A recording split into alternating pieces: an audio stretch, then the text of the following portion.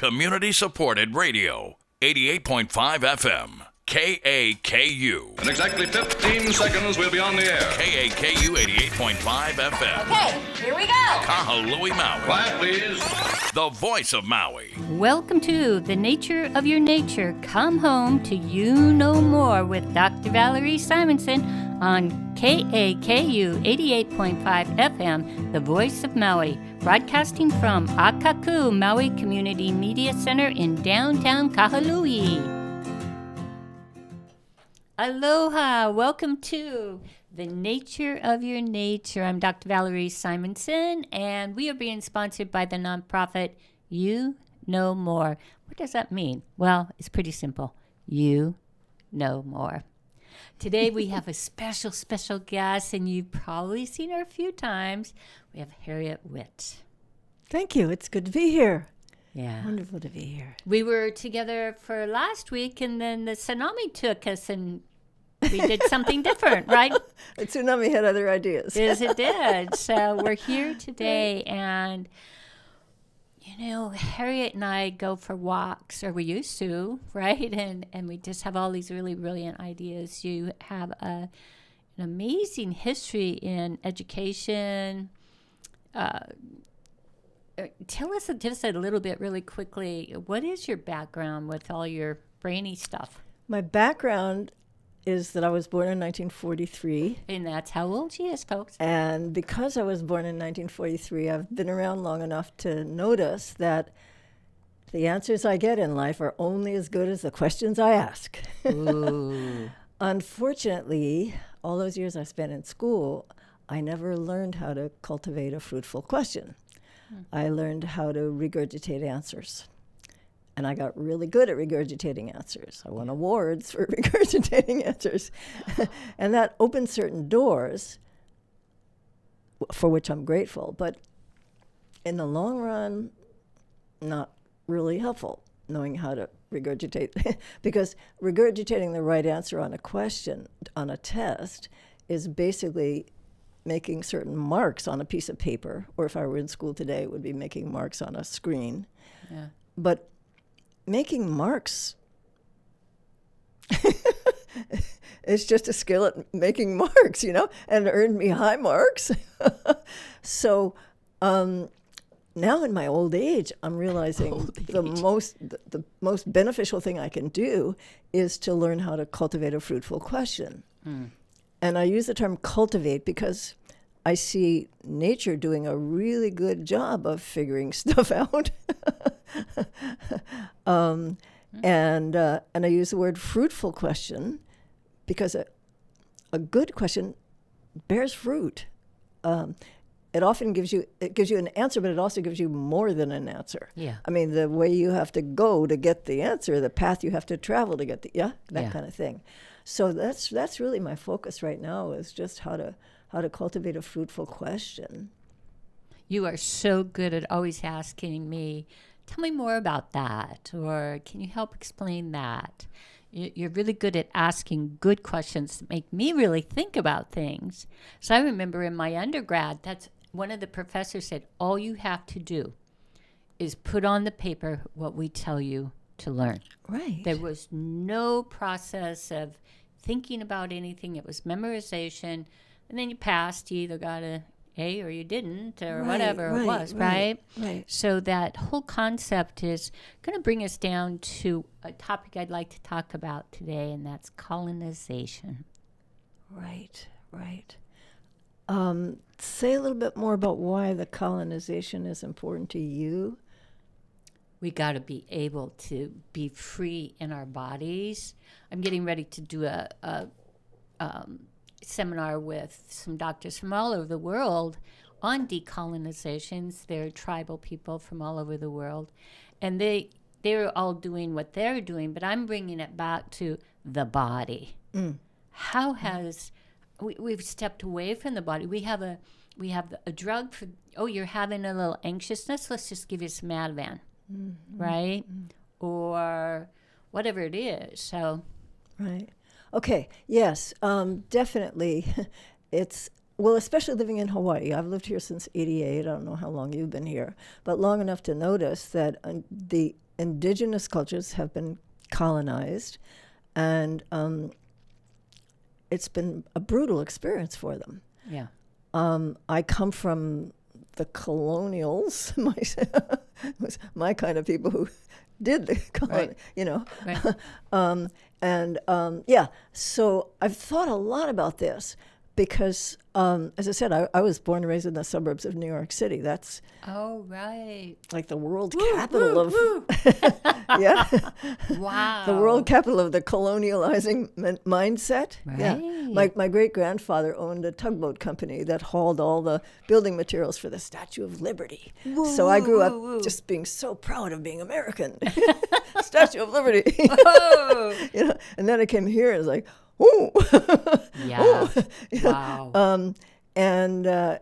So I feel like I've got to reconcile those two. This Hawaii is home to me now, but I still haven't reconciled these two different, the tribal and the colonial. Yeah. So anyway, I did a lot of searching and I discovered two really fascinating things. Oh my God, you guys get ready. 2 things. If Harriet says 2, you better sit down. Get There may be more than big 2. I don't know. Yeah, get your big girl panties on. We're going to do something cool here. Okay, let's give them. Well, one of the 2 things I discovered, at first it's going to seem totally unrelated to colonialism, Okay. but it involves a mathematician named René Descartes.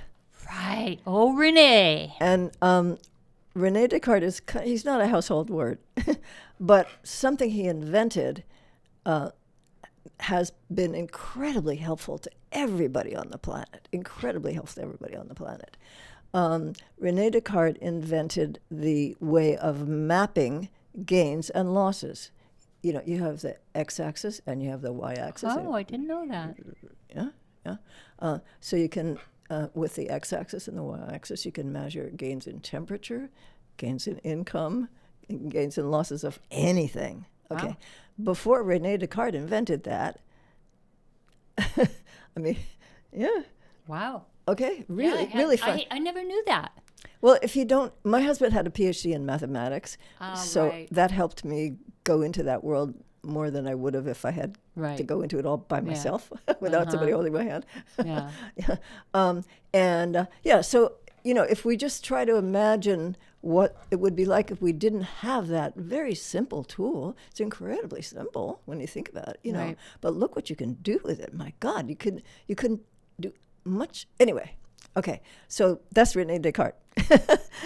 Oh, Renee. And there's a whole lot of other things we could say about him, but that's the most important thing. Okay, in terms we'll stick with that. In terms of getting back to how did this colonial mindset develop? Yeah. Okay, so René Descartes was born in 1596. And when he was in his early 30s, he had to make a deal with the Pope in order to avoid getting burned at the stake because the Inquisition was going on. Oh, Okay, and Inquisition. Today, people don't think much about the Inquisition, but the Roman Catholic Inquisition, yeah. burned somewhere between 3 and 5 million people at the Right. stake over the course of many centuries. Yeah. Starting, I think, in the 13th century, and I think the last one was in the late 1800s. My grandfather was alive by the late 1800s, so the Inquisition lasted a long time. You don't Wow. hear people talk about it today, but it had a huge imprint Right. on how we got to be the way we are Yeah. all those centuries. Okay, so René Descartes, being a brilliant mathematician, was doing math. He loved it. It was fun to him, Yeah, right. He was having a good time. Yeah. Okay, but something happened that all of a sudden made him realize, oh, the Inquisition is going to come after me for what I'm doing.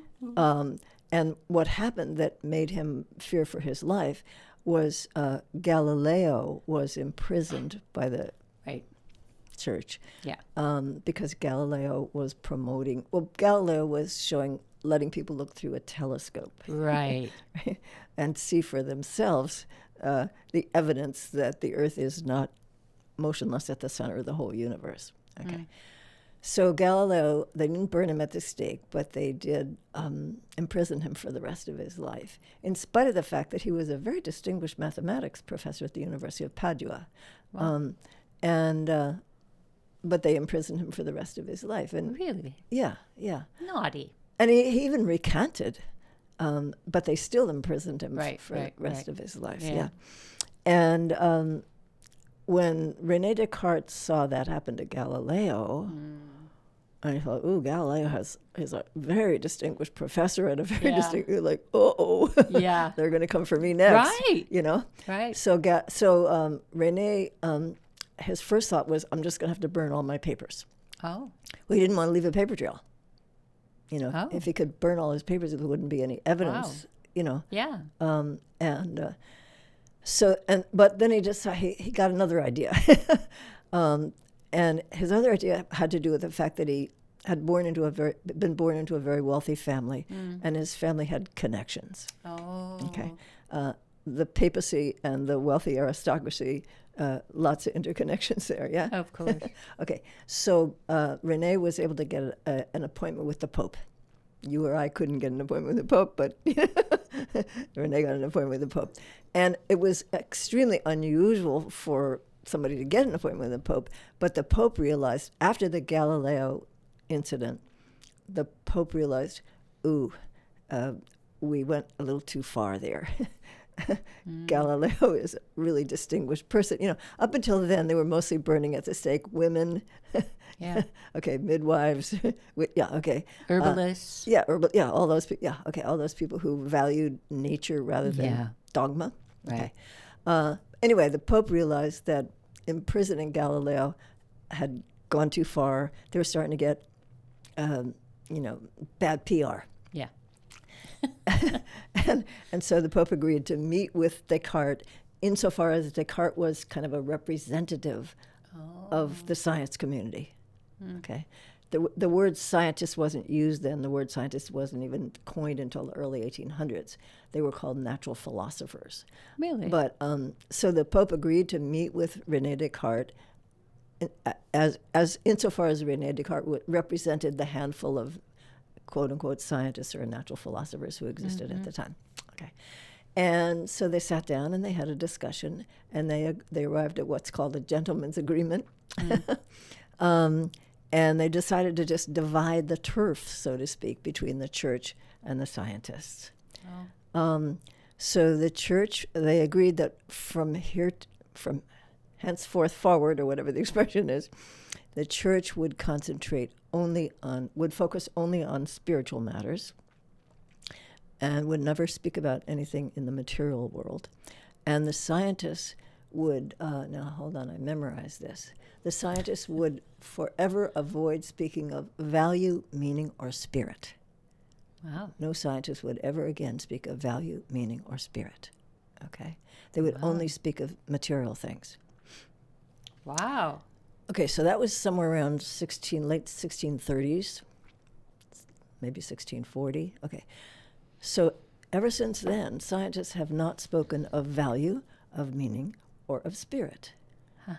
Well, that's a long time not to speak of or even think about value, meaning, or spirit. Yeah. It had an impact, had a huge impact, yeah. Right. So there was this ban on speaking of value, meaning, and spirit, but the ban was never lifted. Oh, sure. Because it was just a gentleman's agreement. It was not like some law that could be rescinded later on or something. Right. It was just a gentleman's agreement. And the ban was never lifted. And it stayed in place long enough that scientists, were able to do a lot of really good work. I mean, if you look at some of the other stuff Descartes did, it was incredible. I mean, that graph for mapping, that's cool. And he did a lot of other things that were really cool. And and now we have telescopes and microscopes and a lot of cool stuff that we wouldn't have had if all those people had been burned at the stake back then. Right. Yeah, okay. But the only thing is, it just became habitual. Yeah. Initially, it was just something they did to avoid burning at the stake, but then it just became a habit because human beings are that way. If something lasts long enough, it becomes habitual. Right. Whether it makes sense or not. Yeah, we don't even question it, right? Yeah, we just don't even question it, yeah. And so that's pretty much what's happened is scientists most scientists don't even know what happened with René Descartes and the Pope back. I didn't know. No, I didn't Yeah. either. A friend of mine turned me onto a library book at the Wailuku Library. Oh, wow. Wow, that's amazing, Harriet. Yeah, so that's part of the colonial mindset. Yeah. Is we only focus on the material. We don't think about Yeah. value. We don't think about Right. spirit Yeah. or meaning. Yeah. So we have this glut of data. Mm-hmm. Data driven, data driven, data driven. Yeah. But where's the meaning? Yeah. So anyway, that's the first of the two things. Oh, and I should mention, I learned something about this quite recently. I first learned about this from the library book that a friend of mine turned me on to. Okay. God bless the Wailuku Library. Yay. But I also learned about it more recently online. There's a group of scientists based in Amsterdam. They're physically based in Amsterdam, but they're online. And they formed something called the Essentia Foundation. Have you heard about it? You told me about this. Oh, Tell okay. us a little bit more about that. Essentia, yeah. And the Essentia Foundation came about, I think, largely during COVID. Really? As best I can tell. I mean, not entirely, but during COVID, people couldn't meet, and so Right. there were a lot of university meetings that had to be conventions and things that had to be canceled because people couldn't meet. So they decided to just meet on Zoom. And when they started meeting on Zoom, their conversations went in directions that the conversations had never gone as long as they were confined to an academic lecture room, because you know how it is with Zoom. It's just a different, the medium is the Right. message. Yeah, right. Yeah. Anyway, so the Essentia Foundation is scientists all over the world, really, and they are exploring all sorts of things, including this ban that never got lifted. Wow. And they're trying to say, and the fellow who's the head of it actually wrote a book, and the book is called, he wrote several books. The book is called Why Materialism is Baloney. Why materialism is baloney. I love it. Because materialism is that idea that you only focus on the material. That's Yeah. all you need, Yeah. because that's all we've ever done ever since Descartes made the deal. Yeah. But these people are realizing that science isn't going anywhere if we don't get past this idea that matter is all there is, that matter came first and consciousness somehow arose from it as a result of activity in the human brain. Anyway, so that's number one. Number two, and reason number two, as far as how the colonial mindset got started, the very first scientists, including René Descartes, were wealthy noblemen. Because who else had time to sit around thinking about whether the Earth is rotating around, going around the sun or the sun is going around the Earth? Right. Everybody else is laboring in the fields. They're not thinking about whether Yeah. what's going We around. want to feed our family, right? Yeah. So the first scientists were people like Descartes, who were very wealthy. They Yeah. had time on their hands Yeah. and money to spare. Yeah. And they had they were wealthy landowners. They had income from their land, and around the time they were starting to develop science, they were also inventing machines. And they saw that if they invest money in developing these machines and improving these machines, then they could increase the money that they already had, right? Make money. The money would appreciate, yeah. Yeah. Okay, so they already had money. And the idea of investing the money in this new thing called science and technology. Oh, right. Oh, gosh. So they invested their money from their land holdings in this new thing called science and technology. And it really took off, and they developed some amazing machines, okay? You've got the cotton gin and Right. and machinery for mining and, Yeah. okay.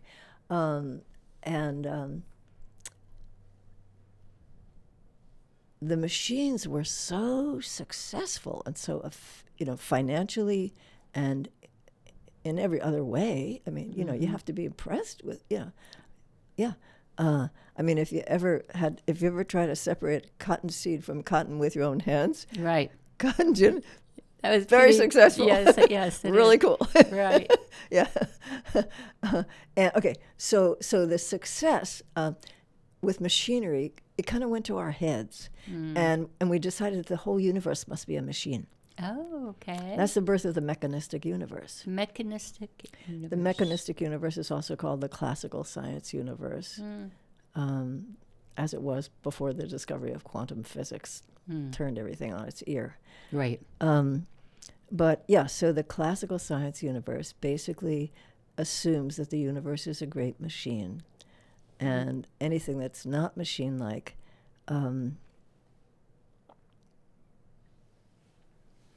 is imperfect, it's flawed. So therefore rivers need to be straightened. Right. The Army Corps of Engineers straightened a Right. lot of rivers Yeah. in the name of progress. Yeah. Because anything that wasn't machine-like was considered to be imperfect or flawed in some way. It Right. needed to be fixed. Yeah. Machines can be fixed. They Yeah. can be repaired. Right. And you can see how that mentality carries over into many areas. Right. Yeah, yeah. So basically, it's just really interesting psychology. We were so successful with our machinery. I mean, human beings, we're tool makers. We're really good at it, yeah? And the success went to our heads, and we just decided the entire universe must be a machine. You know? Wow. Wow. Am I making any sense? Totally. Okay. I didn't fully appreciate it until I moved here, and I started studying Polynesian cultures. And, you know, in Polynesian cultures, like in the South Pacific, they liken the whole universe to a gourd. Yeah. Because gourds are really helpful in that part of the world. Right. You know, there's no clay in Polynesia that you can use for making pottery. So you work with gourds, you know? Gourds are really helpful. How are you going to carry liquid if you don't? Right. You know? Right. So Yeah. in the South Pacific, they say the whole universe is a gourd. You know, and when I came across that, that's when I realized, oh my God, of course, that's what human beings do. We just assume that, well, the whole universe must be this way. Yeah. Yeah. Anyway, that's how the mechanistic universe came about. That's amazing. And that mechanistic universe, or that industrial mindset, was based on assumptions that the universe is a machine. It was based on the assumption that intelligence requires a brain. And since we have the biggest of all brains, we must be the pinnacle of evolution, we humans. Homo sapiens, right? The word sapiens is related to savvy, right? And yeah, so we just assume that we're the pinnacle of evolution, and anything that doesn't have a brain, you know? Yeah. Yeah. So nature is basically just a mindless supply of raw materials for our factories. Nature's a blank slate we can write on as we wish. She's a mindless, yes, mass of raw materials for factories. Nature just became raw materials for factories. So that's kind of the colonial mindset. Wow. Am I making any sense? You're making too much sense. I don't like it. No, I don't like it either. But Yeah. we're starting to recognize. I mean, the conference that you're going to next week, people are starting to realize, whoa, look what we did. Yeah. And I feel like if we see where we came from, some I don't know, help me out here. Yeah. How we got into this mess, it's a Right. little bit easier to get out of this mess. Totally. Yeah. Yeah. Which goes back to kind of this self-sovereignty, where people are starting to think. Yes. Right? Yes. Not only think, but like our nonprofit is called You Know More. Oh, okay. Yes. Yes. Right? The questioning. Yeah. We're going back to the questioning. Yeah. Yeah. Right. So we're all questioning a lot of things that we didn't, like when I grew up, you know, nobody was questioning progress. You know, when I was a Right. little kid, it was all just progress. You know, I never heard, the whole time I was in school, I never heard the word pollution, and I never heard the word environment. And it's not because I had a bad education. Nobody was talking about that then. We were just sure that it was just progress all the way, you know. Growth was the way to go, and there was no stopping, you know. Right. Kinda, yeah. Right. So now we're questioning. Yeah. And that brings us back to the whole thing that I was saying earlier. I'm old enough now. I've learned that the answers I get in life are only as good as the questions I ask. So I'm really trying to learn from nature how to ask better questions. I want to bring in something because this is kind of upsetting me a little bit, you know, when I'm hearing what you're saying and just realizing how unfortunate this all is, right? That this has happened.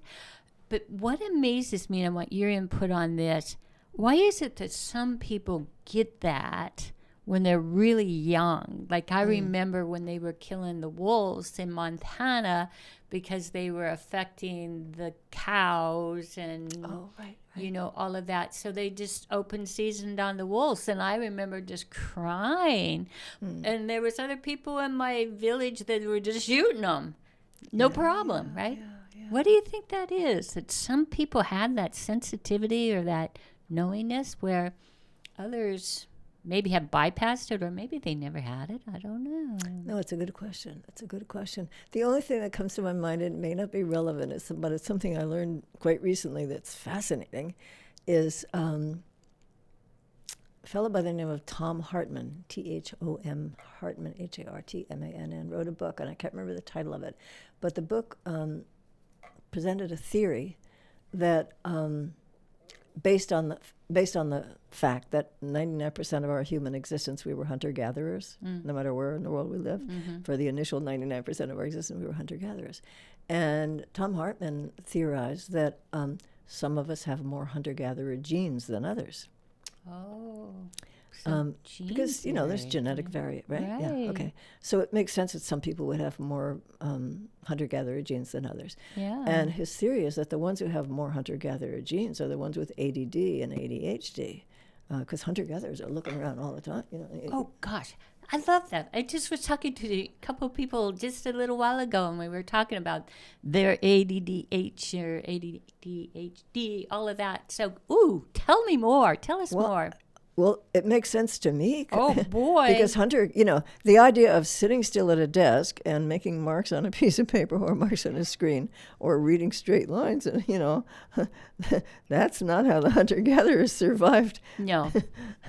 They looked around all the time. Right. Because you never knew what was going to eat you or right. what you might need to pay attention to in those bushes there. Wow. And there's a knowingness. Like the other day I was talking with someone and they didn't quite understand you no more. Oh. So I did the 2-finger thing. You look at your 2 fingers. How many fingers do you see? And they said 2. And I said, okay, keep looking. And then they were able to see more fingers, I right? see 5. These other dimensions, right? And that's what we're really returning to right now, are the deeper layers of understanding. And what we see isn't really what it is. Right. And so we see people uprising everywhere, all over the world. No. Right. So I'm thinking maybe... I hadn't taken this beyond the ADD and the ADHD, but as I'm listening to you, for all we know, something in our nature is making our hunter-gatherer genes wake up, and we're questioning. Ooh, I'm loving this. Wake up the hunter. Maybe they're just naturally waking up, because there's evidence for this type of thing having happened before.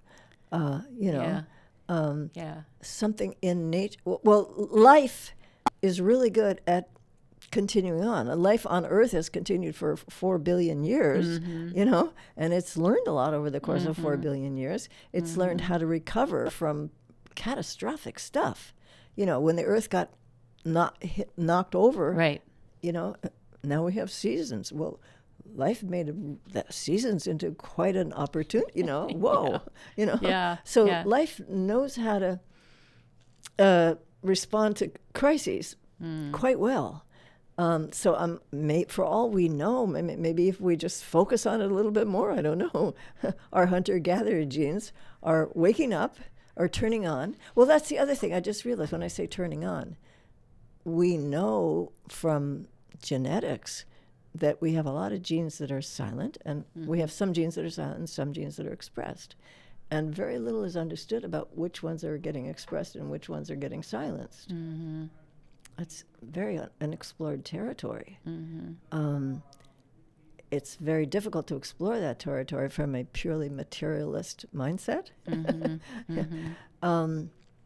So maybe there are things we can do to turn on our hunter-gatherer genes. Well, I tell you, I know one of the things that turned it on was the fires on Maui. Of course. Because that heat, it just popped something open, right? Oh, the way We it talked pops about open. like when we talked about the seeds in Yellowstone Park, how a whole new forest grew. Right? It's the same thing in humans. And I remember when I was there at Honokai Park on the west side, and it was a beautiful orchestra. We didn't even really need to talk. We just knew, like, this is who I am. This is what I do. And, like, if someone came in and maybe I could help them for this much, and then we'd make a glance and somebody else would move in. It was beautiful. Absolutely beautiful. Until medicine and state and all of that moved in and said, hey, wait a minute. What are you guys doing over here, you know? Now, you said orchestra. Help me. You're using that metaphorically? I am. Okay. I am. Just wanted to be sure. It was, I called it awe. It was just a beautiful orchestra of how we all communicated without any conductor other than the conductor that we have inside our being. Okay. Like, I didn't even have to say anything to Jessica Brazil or Nolani or any of those people. We just knew, right? And we worked together really, really well. Beautiful. I see what you're saying. Yeah. No, I forgot what you were saying about the seed pod cracking open from the heat. Yes. And then the tsunami the other day. You know, when the tectonic plates move like that, that shifts everything in the world. Yes. And we are 75% water, like the ocean, at least 75, right? When that land shifted, something shifted inside of us, yes, too. Yes, right? Absolutely. Yeah. Absolutely. Yeah. I see what you're saying. Yeah. No, this is interesting to think about. I'm kind of fascinated to learn about genetics, just because it's fascinating. And I'm fascinated to learn that we have genes that get expressed and genes that are silent. And also fascinated to learn that science isn't able to really understand which ones are getting expressed as long as science continues with this materialist paradigm. Right. Yeah. So, yeah. Interesting. I'm having a flashback of my undergrad, and I was in virology, right? And we were working with those little white mice, you know, with the pink eyes. They're just so cute, right? Oh, the little white mice with the pink eyes, Yeah. And Right. we had to inject something into their spinal cord. It was a virus of some kind. And I remember being in the back of the room, and the professor said, Valerie, I can see you. And no matter what you do, you are going to do this experiment. And I just backed up to the wall, and I just put out some kind of a prayer or something. I said, please don't make me do this little tiny mouse. And then I heard somebody go, oh, they killed their mouse accidentally, and there was only like 21 mice, whatever you call that. So I ended up not having to do it. But, even just with the frog experiments, how many times, how many millions of frogs have been killed in the name of science, so we can see, or we can prove that science, or whatever we want to call it, that when you touch this part of the brain, this is what the frog will do. I paid for people to do my frog. I couldn't do it. It just, I couldn't do it. Right? Yeah. Also, what you just said about the frog reminds me because I had a friend who never graduated from college because she refused to dissect a frog. And when she was telling me about that, I realized that that one of the things that supposedly is a benefit of dissecting a frog is you learn all the names of the parts of the frog. Right. So you learn all the names of the parts of the frog, but it's a dead frog, so you don't know anything about a live frog. Well, they do it live too. We would put them into a state. Well, I never did, but they did, and they were alive. You opened them up, and you were looking at how everything worked, and Did they remain alive? they did until we killed them. Or I didn't kill them, but they did. As a result of dissecting them? Yeah, you Yeah, did, yeah, but you right, just right, have right. to scramble that part of the brain where they don't know they have any pain. Oh, gosh. Which takes me back to humans. How many of us have had our brain scrambled? So we're not gonna react, you know. Right. But right. with this big shakeup in our own personal evolution, if I may say, Right. we're standing and going, hey, wait a minute, we're not going to do that. We're not going to let people do that to us anymore. You right? just reminded me of something. Your story about the prayer.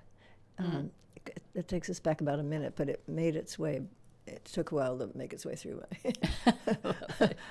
No, I feel like this is worth sharing because we're getting into this territory where materialism doesn't know how to move around in this territory. Right. That's why quantum physics, we've known for 100 years now about quantum, but they still can't. Yeah. Because they have to deal with consciousness, and Right.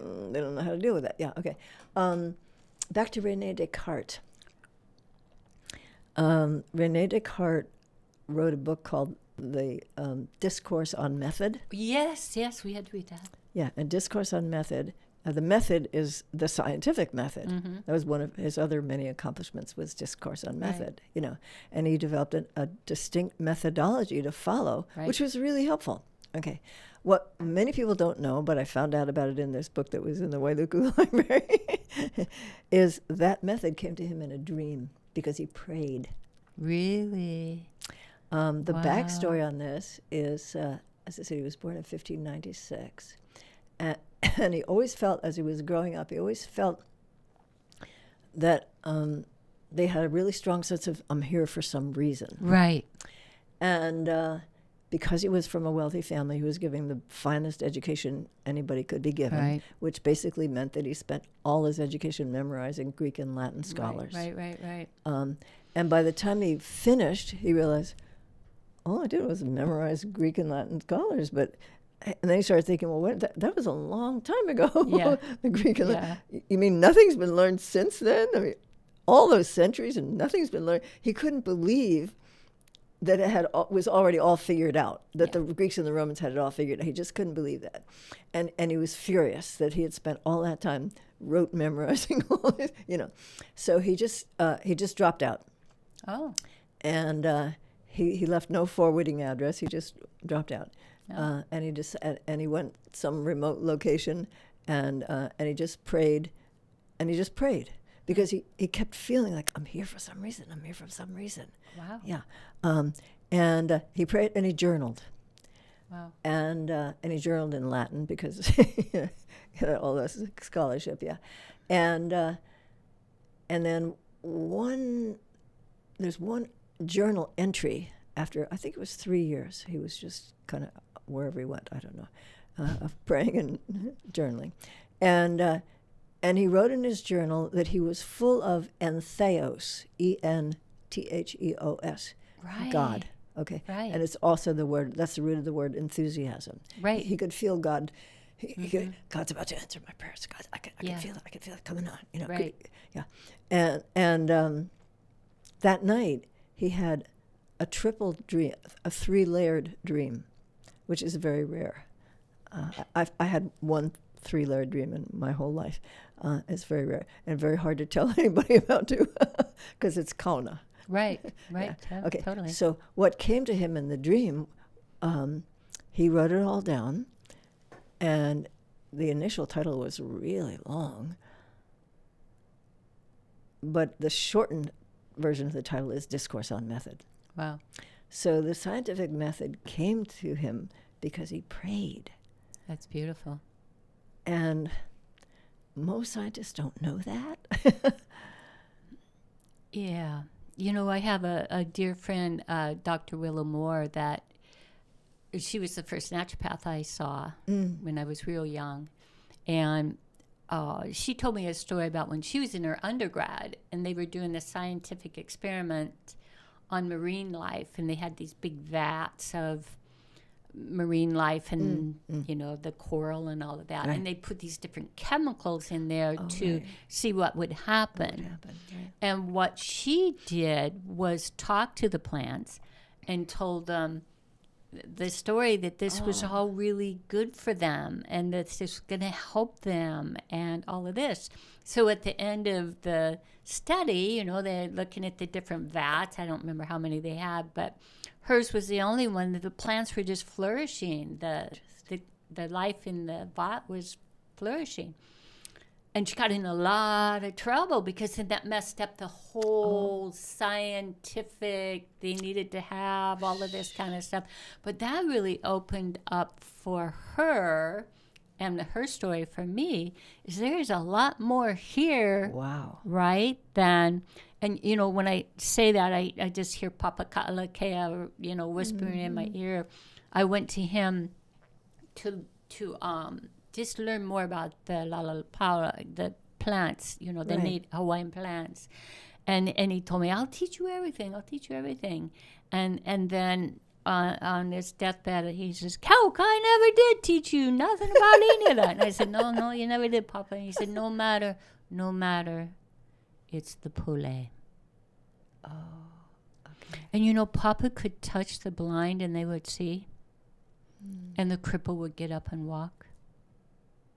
And his connection, he was a minister, but before that ministry, he was Kanaka, man. He was, he was amazing. But everybody has that. Oh, I see what you get. Yeah. Right? We all have that. Is it safe to be out with that?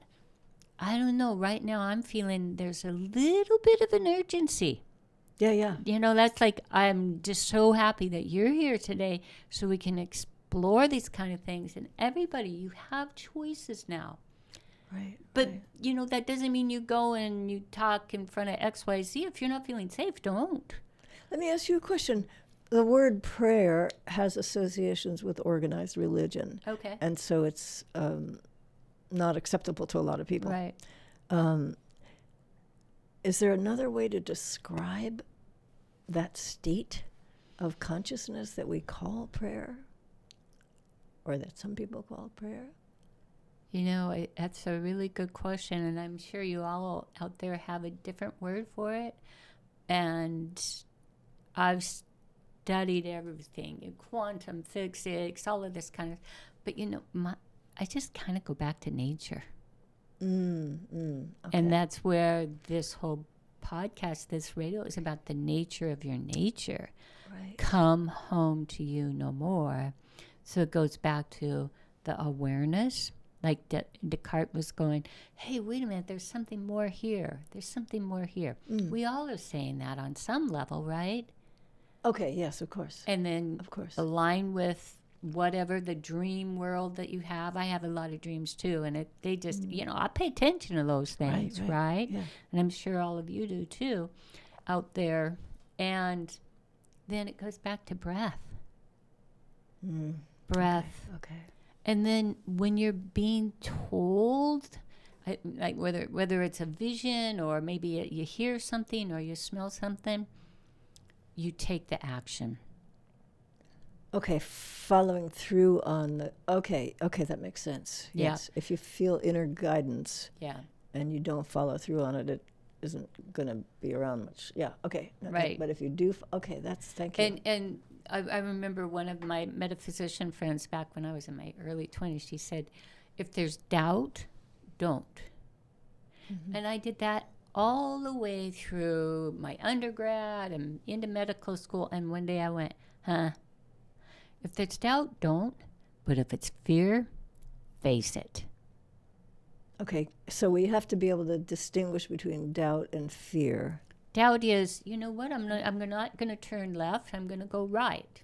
I'm a dyslexic here, but, you know, it's that voice that says, you know what, you need to get out of here right now because the evacuation for the tsunami, do it now. Right. That's where there's no doubt. You know, you hear or you feel it or you taste it, you smell it, some sense. And everybody senses things differently, right? Right. And then, but the fear, I go back to the buffalo. The buffalo. And I was with the Lakota when I was in medical school a lot, Wallace Black Elk and some of them. And they said, you know, the buffalo always faces the storm. Oh, interesting. The cows turn their back, and then the wind goes up their bum and freezes them. Right? That's why we've had these massive deaths of cows, like when my grandpa was alive, right? When I can't remember what they call that, but when we look at a buffalo, you know, their skull is different. They've got this cushion thing that cows don't have. And I'm going to bring back around to the nature. When you eat foods, let's say pigs, and there's a lot of research and a lot of, you know, things that show you eat pig, pretty soon you're kind of looking like a pig, right? And the fish, same thing. You eat buffalo, man, you got whoa, right? I see. And now, I'm not saying to eat meat here. Are the cows just so much more domesticated that they've lost the instinct? Okay. Yeah. Okay, that makes sense. Yeah. That makes sense. I can see. Right. And I don't even know if there is any cows anymore that have a thought. You know? No, they've been domesticated for so many centuries at this point. I see. Yeah. Which we are what we eat. Right. Well, also, you bring up this whole issue of domestication, but also observation. It feels like that's another thing that hopefully is waking up the power of observation. I'm hoping that as our hunter-gatherer genes wake up, which they seem to be doing at least in some people, that what also wakes up is the powers of observation that come with that. Because as long as we're in school being taught to make certain kind of marks on a paper, right. we're not observing anything. No. We're not cultivating our observations, our skills of observation. And I learned a really fascinating thing recently having to do with observation. It came about because somebody asked me about why we have seasons. It's hard for people to understand, you know, why we have seasons. I was explaining that, you know, 4.4 billion years ago, the Earth got whacked by an object half its size and knocked the Earth over at an angle, you know, and that tilt is why we have seasons. And I can't remember what it was that I said, but anyway, somebody who was listening to me picked up on the fact that because we have seasons, life is really rich. I mean, if the Earth hadn't been knocked over, every single day out of the whole year would be exactly the same as every other day. It would never get any warmer or colder. Every single day of the year would be exactly the same, and life would be really dull, you know. And so I offered an example of two things that are evidence of how rich life is because we have seasons. And one of those pieces of evidence had to do with the potato. I don't know if you're aware of it, but the potato, the original potato was poisonous. Okay, and the reason potatoes exist is because in Peru, where potatoes originated, the winter is really cold, and the top part of the plant dies in the cold weather. So the plant just stores all its energy in its roots, because below the surface of the soil, it's not so cold down there. The soil is kind of like a blanket, you know. And so the plant stores its energy in the roots. And the people in Peru thousands of years ago noticed some animals eating the roots. But they also noticed that before those animals ate the root, they ate a little bit of clay, because it turns out that the root is toxic, but clay binds to the toxin. So if there's a little clay in there with the toxin, the clay binds to the toxin, and then you just poop out the toxin when you poop out the clay. Oh my gosh, Okay. I didn't know this. So the people notice, oh, the animals who are eating they always eat a little bit of clay before they take a bite. So the people did the same thing. Wow. Took a little bite of clay before. Sure. Yeah, and they survived. Okay, Yeah. and they survived long enough to discover that this is really nutritious, this root. And they also survived long enough to discover ways to crossbreed the potato with other plants to breed out the toxicity. And they ended up breeding, I don't know, something like 200 different varieties really? of potatoes. Wow. Yeah, all the potatoes in the world originated from those first people who observed, gee, the animals always eat clay. I like that you bring this up because I did research on that, potatoes in my undergrad and then also in medical school. So I had a gallbladder disease. Oh. And the research was very compelling, being a scientist, right? That especially in women, potatoes was a precursor for gallbladder disease. Oh. And now, can I prove that today? I don't want to, but I know when I eat potatoes, I get a bellyache. There's still some toxicity in there. There is, and Yeah, is yeah. it because my body is different? Maybe I'm more sensitive, but you think about arthritis, a lot of these autoimmune diseases, when they eat the plants that are high in the solanase family, which is that's the name of it. Yeah. right, Thank you. the Thank you. potatoes, tomatoes, potatoes, peppers, we see more arthritic kind of Yeah, conditions. because there's still right? some toxicity. Yeah. Yeah. Not a whole lot, but yeah, that's interesting. I just kind of mentioned it because I feel like what we were saying earlier about the need to ask questions, Right. to cultivate fruitful questions. Well, you can't cultivate a fruitful question if you're not observing. Right. And I'm going to bring that back to your body. Returning to your body. What are you observing in your body? Right. When you eat a potato, what happens to your belly? When you, like someone was sharing the other day, that the tsunami, it was concerning to most of us, right? And they made it to their house, and they just had a massive bowel movement, right?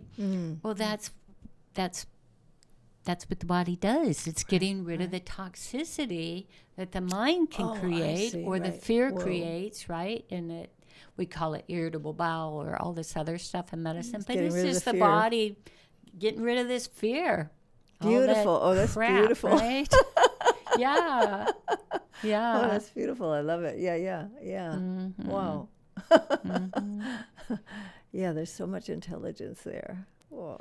And as we return to our intelligence, and it's innate, you were born with it. Every one of you were born with this innate intelligence. Oh, speaking of innate intelligence, can I offer one more? I love it. This We've one also got a few came. minutes. Well, it also came up in connection with this thing about we have seasons because the Earth got whacked. Well, obviously, the Earth getting whacked seems horrible, but life did amazing Right. productive things.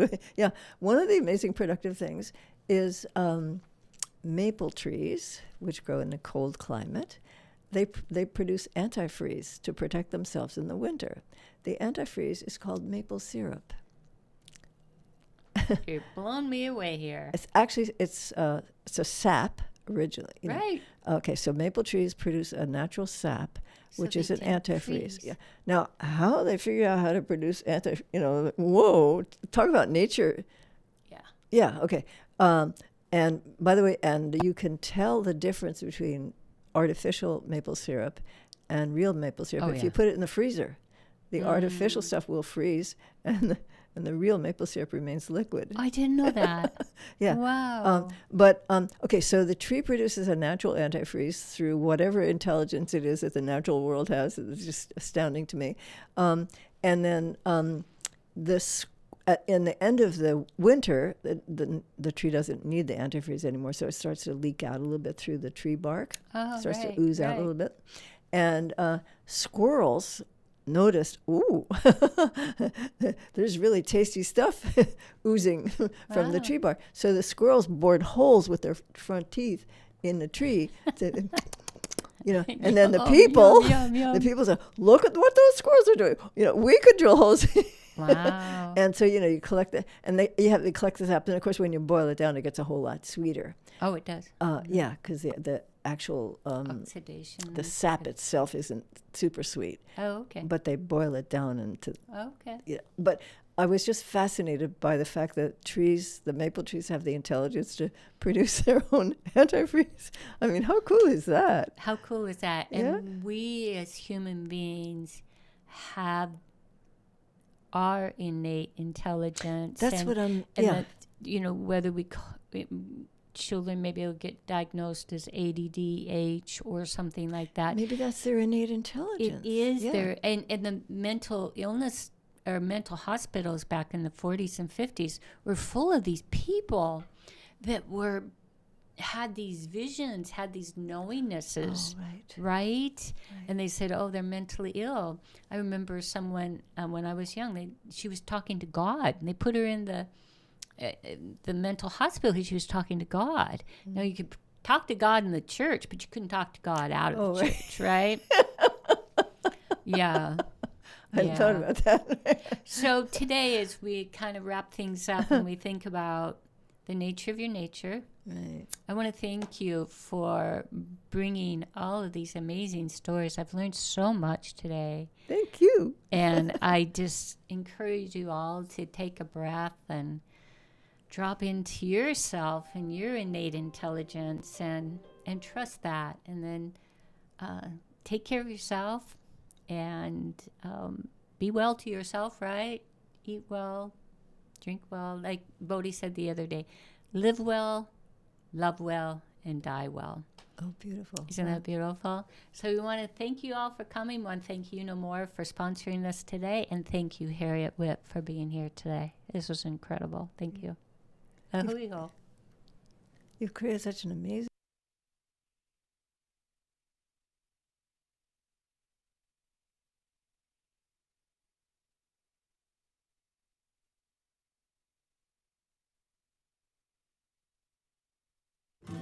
Aloha, this is Dr. Valerie Simonson, host of The Nature of Your Nature. Come home to you no more.